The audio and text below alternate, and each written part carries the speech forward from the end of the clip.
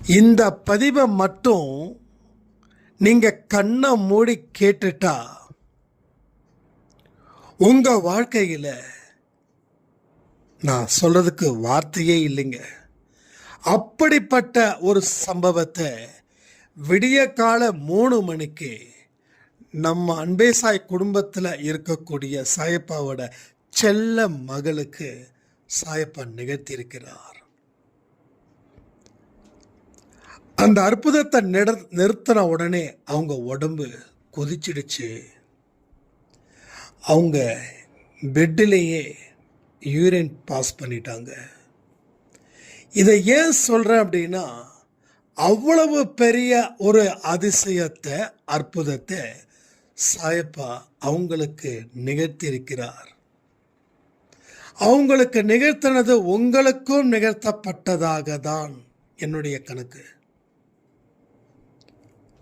அவருடைய அசைவு நீங்க அசைஞ்சாதான் நடக்கும்.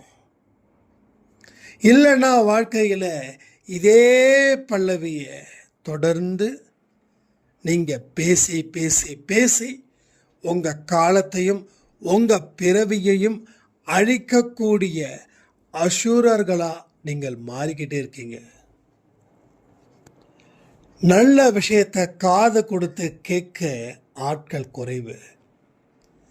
ஆனால் மோசமான விஷயத்தையோ கேவலமான விஷயத்தையோ காது கொடுத்து கேட்கக்கூடியவர்கள் அதிகம். நீங்கள் அந்த லிஸ்டில் போகாமல் இந்த லிஸ்ட்டுக்கு வாங்க. இது ஒரு தனி உலகம். இந்த உலகத்தில் நீங்கள் வைக்கிறது தான் சட்டம். பதிவை முழுசாக கேட்டாதான் அதில் இருக்கக்கூடிய ஒரு புரட்சி உங்களுக்கு தெரியும். உங்கள் வாழ்க்கை எப்படிப்பட்டதா கடவுள் விரும்புகிறாருன்றத நீங்கள் தெரிஞ்சிக்காமலே நீங்கள் ஒரு விதமான கலக்கத்திலையும் மயக்கத்திலையும் இருக்கீங்கன்றத புரிஞ்சுக்கோங்க.